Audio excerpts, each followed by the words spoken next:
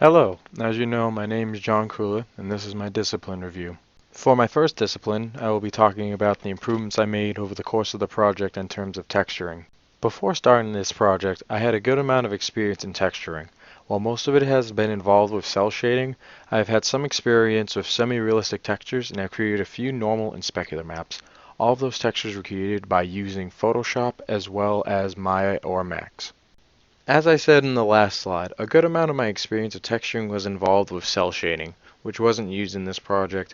Although I've had experience with semi-realistic textures in some of the previous quarters, I haven't applied too many of them in an actual game. For this project, I needed to learn how to be more efficient with semi-realistic textures. Knowing that I learn best from completing something and then looking back at the steps in more detail, I completed tutorials and then reviewed the steps. As I read each step, I made sure I understood what the reason was for that particular step instead of it being done any other way. Just like with many design concepts, you need to know what your end result is going to look like, or at least have an idea of what it will look like. As I looked at tutorials, I kept in mind how similar they would be in my game. Even if the tutorials weren't for models in my game, some of the steps were able to be applied to my texturing process for other materials. Here's an example of a tutorial I found online. The end result was a realistic wood texture. As I completed the steps, I kept in mind why each step was important to the overall texture. The first picture shows the beginning step where some black and white was added. That black and white was then morphed into a pattern that imitated what a wooden texture would look like. The end result, along with some other tweaks, is what you see on the right. Here are examples of some of the textures I created during the project. I knew that the normal mapping was important for the floor and wall, so I included those as well for the first two textures you see on the left.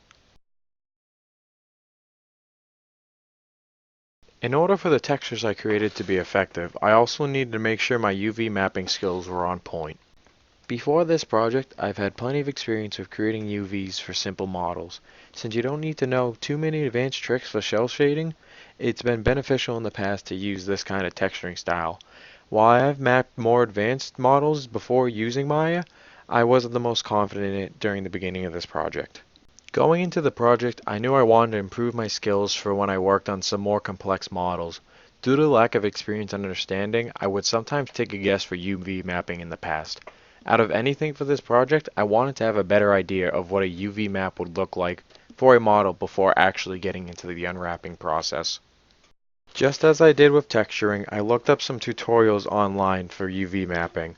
As I proceeded through the tutorial, I would predict what the outcome would look like for the UV mapping.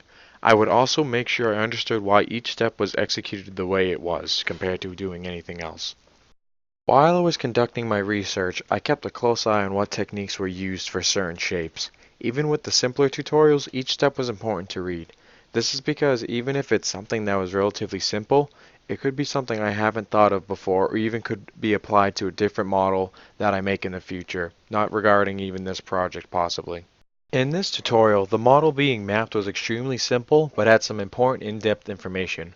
Some of the parts of the tutorial even talked about positive alternatives for creating certain parts of the UV and even what they would have done if the object was a different shape. The next few slides show some of the models I have UV mapped and textured. This is a bridge part that was created as a part of a jumping puzzle in our game. This is a sink that was created as an environmental piece for a certain part of the level. The last asset I'll show in this presentation is a locker. The lockers in the level were used as a part of the puzzle in our game. To wrap up this presentation, I'm going to reflect on how I feel I did over the course of this project. Looking back at the progress I made during this project, I feel that I have improved quite a bit with my texturing and UV mapping skills. Although I could have improved further, there's always room for improvement of anything we do as designers, and I will always be looking forward to making my creations better.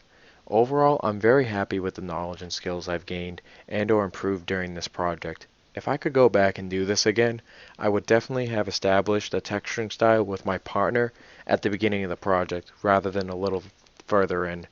One thing I'm definitely proud of in this project are my UV mapping skills. I feel I've improved a lot and I am eager to keep improving those skills. From this project, I would say that there are three things I learned the most. One is to plan further ahead for researching.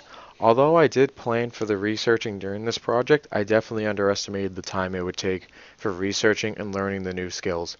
Secondly, I learned a lot about UV mapping and how to make my UV maps more efficient. Lastly, I learned how to create more diverse textures and learned some different techniques for creating those textures. Well, that concludes my discipline review. I want to thank you for watching and I look forward to hear your feedback.